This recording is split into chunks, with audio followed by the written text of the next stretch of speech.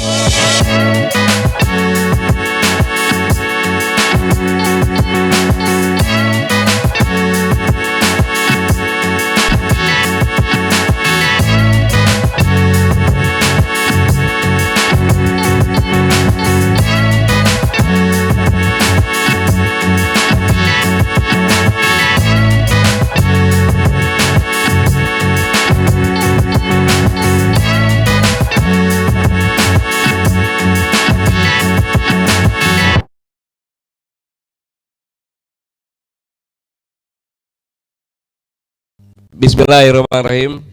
Assalamualaikum warahmatullahi wabarakatuh. Salam sejahtera. Yang terhormat Presidium Prof. Wahab, kemudian Prof. Hafib, kemudian Pak Bahtiar, Bang Hersu, Bang Rafli, Bang Yani, dan pakar-pakar hukum serta rekan-rekan media yang berbahagia. Setelah kita sama-sama menyimak dari kemarin keputusan Mahkamah Konstitusi sampai dengan hasil diskusi hari ini, Koalisi Aksi Menyelamatkan Indonesia mengamati begitu hakim mengetok palu.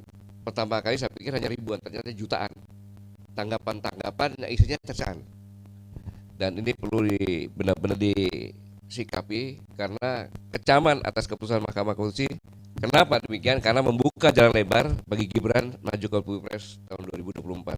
Dan ini hasil diskusi tadi menunjukkan adanya pelanggaran hukum, pelanggaran moral, dan pelanggaran etika. Mengapa demikian? Karena pertama, keputusan Mahkamah Konstitusi ini adalah keputusan yang catat hukum, yang serius.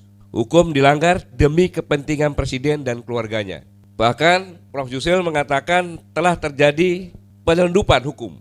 Luar biasa. Mengapa demikian? Karena ada 3 hakim yang menyetujui, 2 hakim yang concurring opinion, dan 4 hakim dissenting opinion. Di mana yang 3 hakim itu menyetujui bahwa bisa mendaftarkan kalau pernah menjabat dipilih, yaitu bupati, wali kota, dan gubernur. Tapi yang 2 hanya gubernur, sedangkan yang 4 menolak. Sehingga apa yang diputuskan adalah melanggar. Kalau kita baca benar-benar.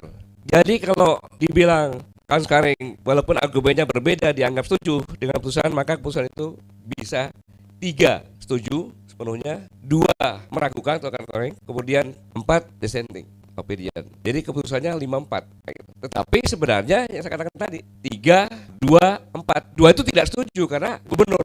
Ini yang ya tidak setuju untuk Gibran. Kemudian yang kedua, keputusan Mahkamah Konstitusi ini adalah keputusan yang mempertontonkan pelanggaran moral karena telah mengambil keputusan diskriminatif hanya untuk memenuhi keinginan satu orang, bahkan 10 anggota DPD nggak dianggap, banyak lagi nggak dianggap.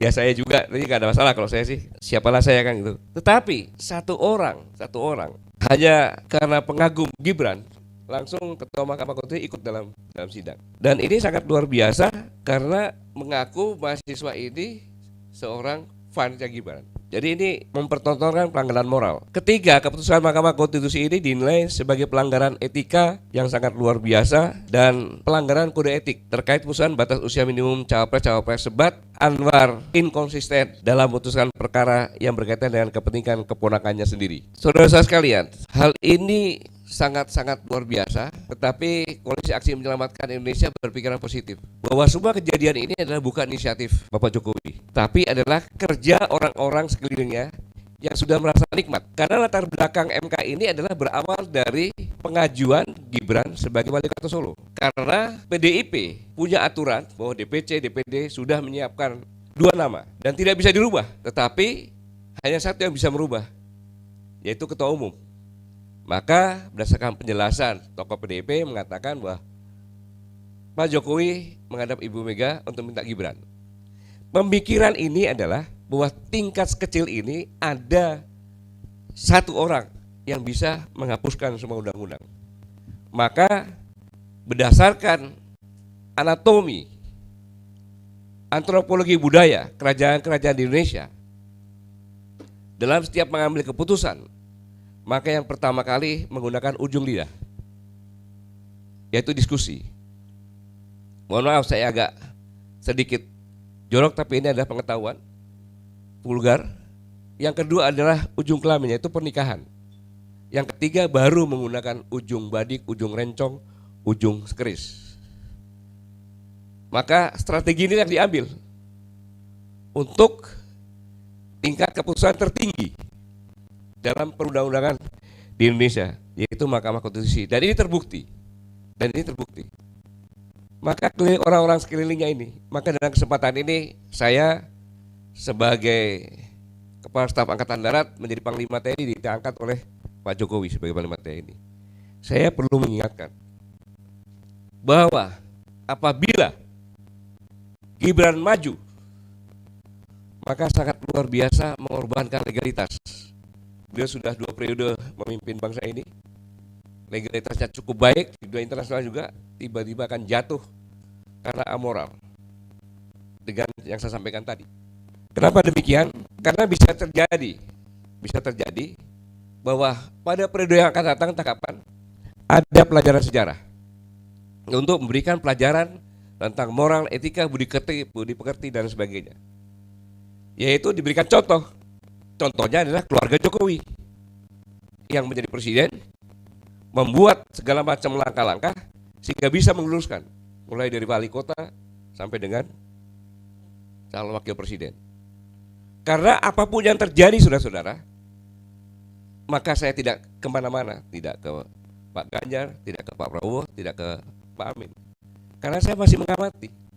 Kalau nanti terjadi apa-apa, Realcor dibeli semuanya, mengatakan pasangan satu yang menang, kemudian ada demo, cukup sampaikan silahkan ajukan ke Mahkamah Konstitusi. Artinya Mahkamah Konstitusi pasti akan berbuat sama dengan hal ini. Yang perlu diingatkan adalah para hakim-hakim dengan mudahnya mengatakan saya mengambilkan keputusan demikian berdasarkan ketuhanan yang Maha Esa. Luar biasa itu. Dipermainkan. Tuhan yang dipermainkan. Maka menurut saya yang terbaik adalah para hakim-hakim ini mengundurkan diri untuk kehormatan dan untuk meninggalkan jejak sejarah kepada keluarganya. Bayangkan kalau suatu saat mulai dari tingkat TK, SD, STTA dan seterusnya ada pelajaran sejarah untuk pelajaran. Jangan sampai terjadi perbuatan yang amoral. Tentang hakim-hakim diceritakan mengambil keputusan seperti ini, tentang mantan presiden dan keluarga diceritakan seperti ini, dan itu sangat menyedihkan. Dan itu yang dilakukan oleh raja-raja dulu. Kalau ada pengkhianat, maka dia dikubur di tangga dekat makam raja. supaya setiap orang yang akan ke makam raja menginjak-injak ini.